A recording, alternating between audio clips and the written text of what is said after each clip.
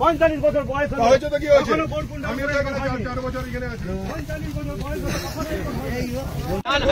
আপনি মনে করবেন না যে কোনো বিরোধী দলনেতা আমরা গ্রামকে ভালোবাসি, গ্রামকে সবাই ভালোবাসে, নিজের গ্রামকে ভালোবাসে না।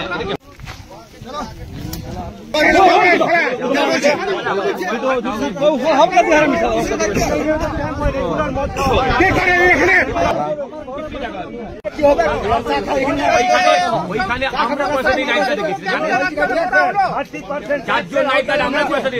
30% ট্যাক্সের আওতায় তখন স্বাধীনতার আমল ছিল আগে।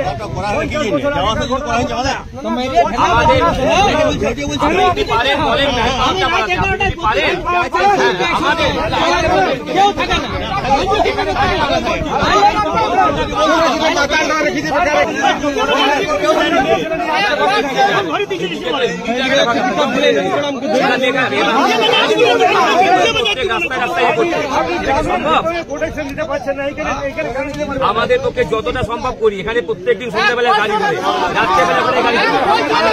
আপনার ওখানে জানেন, আপনার ওখানে জানেন গাড়ি থাকা না, আপনার ওখানে জানেন গাড়ি ছাড়তে যাই 11টা পর্যন্ত কোনো গাড়ি থাকা না, কোনো গাড়ি থাকা না। এইভাবে কি প্রত্যেকে ছোটবাবুর কোনো দায়িত্ব না সম্ভব? আপনার ওখানে আমি নাইট গার্ড দিয়েছি জানেন, সেটা আমরা, সেটা সরকার থেকে না, আমরা পেমেন্ট করে। কোনোদিন আমার সঙ্গে কথা বলেছে? আপনি জানেন গোলকুন্ডা সম্বন্ধে কিছু খবর আছে আপনার কাছে? কতবার চুরি হয়েছে বলুন তো? চুরি ডাকাতি কতবার হলো? কেন হবে এগুলো?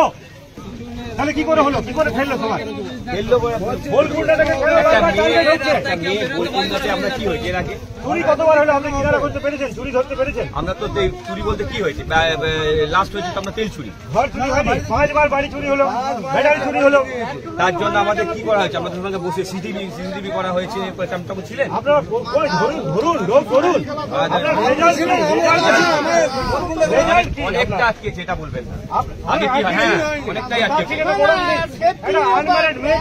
আনম্যারিড মেয়েকে রেপ হয়ে যাচ্ছে, বিরোধী করা মানা আছে, আপনারা নাকি সব দায়িত্ব নিয়ে নেবেন। দায়িত্ব নেন,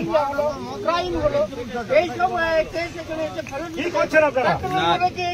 3 লাখ টাকা সরকার ট্যাক্স দেবো, আপনারা বসে বসে ডিউটি করবেন?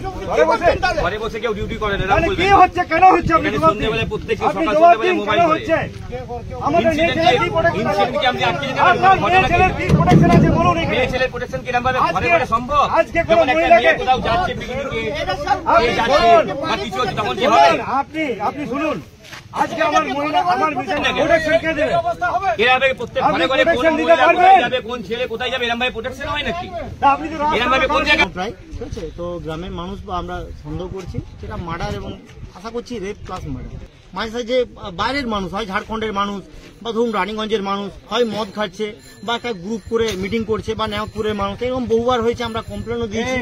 9টা পর্যন্ত 10টা পর্যন্ত এদিকে মেয়ে ছেলেরা যাতায়াত করে, আর এলাকাটা ভীতি সৃষ্টি হয়েছে। কমপ্লেন দিয়েছি ট্রাকের বলুন, চুরি চামারির বলুন, কিন্তু সাহেব কোনো স্টেপ নেন না, ওনারও কোনো অ্যাকশন নেই।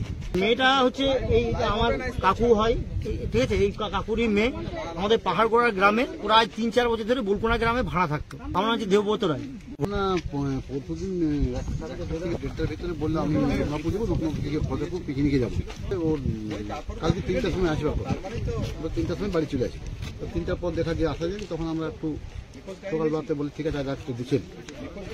দেখার পর এই তো সকাল জানতে পারলাম যে একটা লাশ পড়ে আছে। দেখলাম, যখন দেখলাম আমারই মেয়ে। দেখতে হয়তো প্রত্যেকে হয়তো মেয়ে এরকম একটা। আমার নাম দামোদর। মেয়েটা বয়স 30 থেকে 32।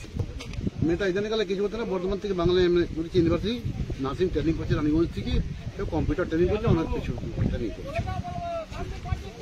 তারপরে এটার নাম মিঠু রায়।